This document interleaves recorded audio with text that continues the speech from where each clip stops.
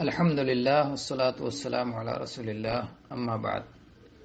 ایک سوال پوچھا گیا ہے کہ مسجد میں اجتماعی رقیہ کا کیا حکم ہے؟ جہاں مرد و خواتین دونوں جمع ہوتے ہیں، اثناء رقیہ لوگوں پر دورے پڑتے ہیں، شور مچتا ہے اور ایک عجیب و غریب ہنگامہ کھڑا ہوتا ہے۔ راقی صاحب مرد و خواتین کی پیٹھ تھپ تھپاتے ہوئے کہتے ہیں، اے جن نکل جا۔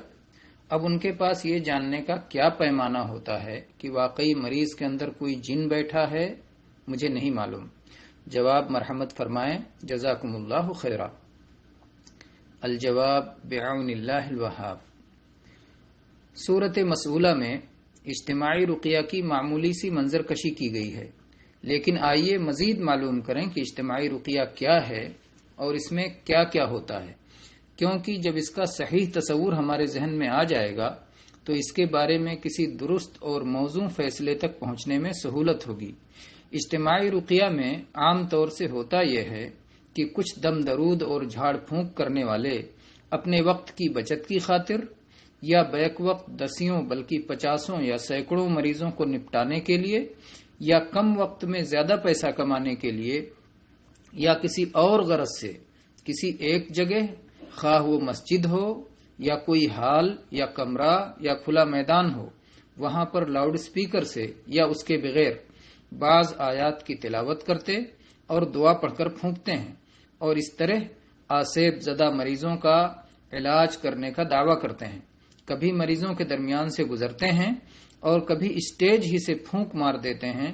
مریضوں کے اس مجمع میں مرد بھی ہوتے ہیں اور خواتین بھی، ہر ایک کی اپنی اپنی حرکات بھی ہوتی ہیں۔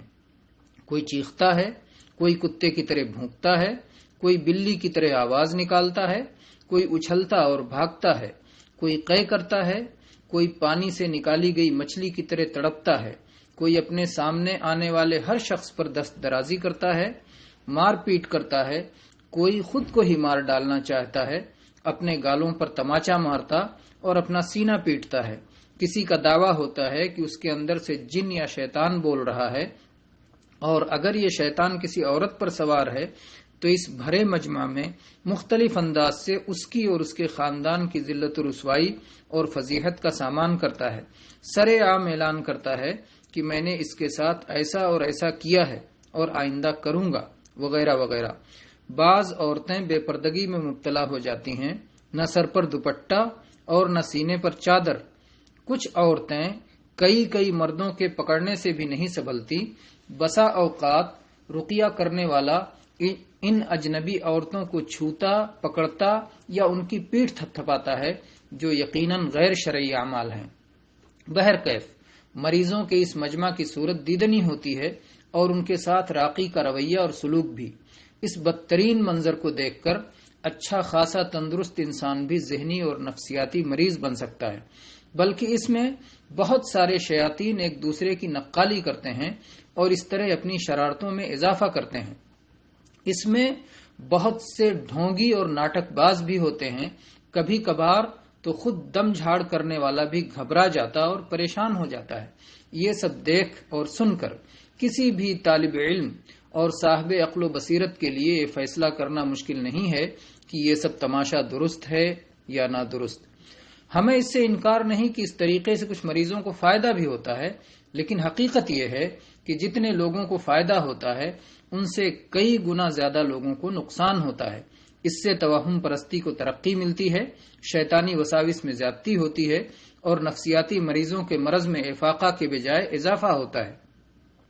ہمیں یہ شرعی اصول یاد رکھنا چاہیے کہ جن چیزوں میں نقصان زیادہ اور فائدہ کم ہو وہ شریعت کی نظر میں ممنوع اور حرام ہیں، اور اس میں کوئی شک نہیں کہ رقیہ کا مذکورہ طریقہ اپنے مفاسد و مضرات کی کثرت کی بنا پر ناجائز اور حرام ہے۔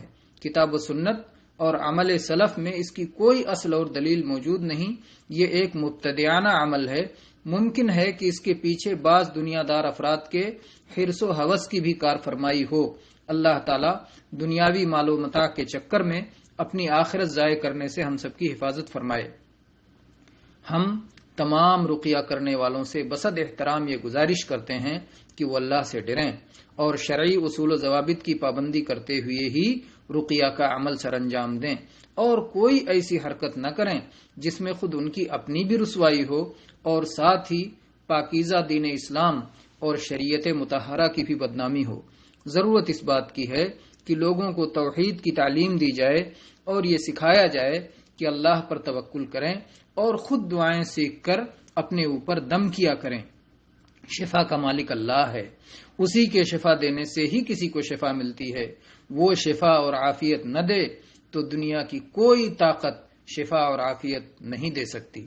وآخر دعوانا ان الحمد للہ رب العالمین وصلی اللہ علی نبینا وسلم۔